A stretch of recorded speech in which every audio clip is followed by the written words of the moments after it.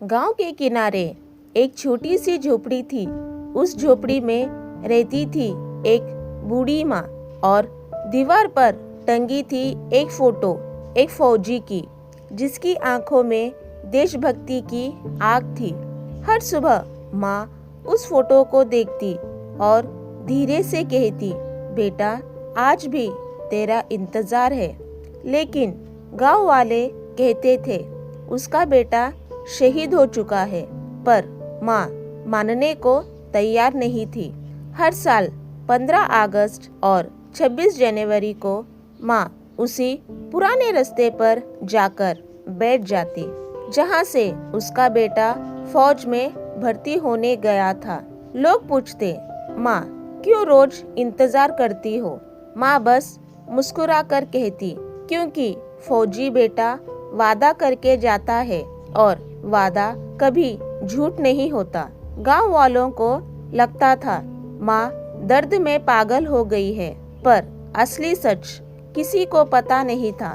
जब बेटा छोटा था तो माँ उसे रोज यही सिखाती थी, अगर कभी मेरे और देश के बीच चुनाव करना पड़े तो देश को चुनना, क्योंकि माँ एक होती है पर देश करोड़ों माँओं का सहारा होता है। बेटा चुपचाप सुनता और सिर हिला देता।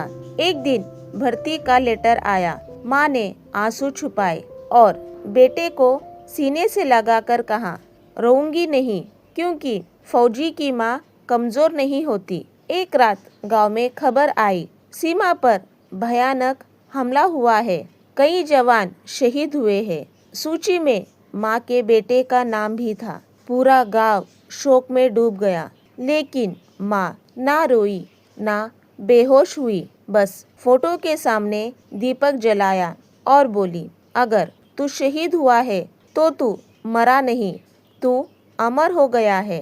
फिर भी माँ का इंतजार जारी रहा। एक ठंडी सुबह गांव के रास्ते पर एक आर्मी गाड़ी रुकी।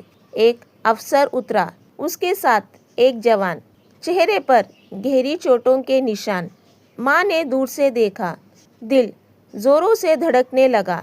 जवान धीरे धीरे माँ की तरफ बढ़ा और घुटनों पर बैठकर बोला, माँ मैं लौट आया।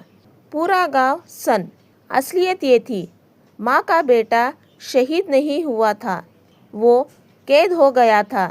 सालों बाद रेस्क्यू ऑपरेशन में वापस आया। माँ ने उसके चेहरे को छुआ और बोली, मुझे पता था फौजी बेटा वादा तोड़ ही नहीं सकता। दोनों रो रहे थे। गांव वालों की आंखें भी नम थी। माँ का भरोसा सबसे बड़ी ताकत होती है। फौजी सिर्फ वर्दी नहीं पहनता, वो अपनी पूरी जिंदगी देश को सौंप देता है।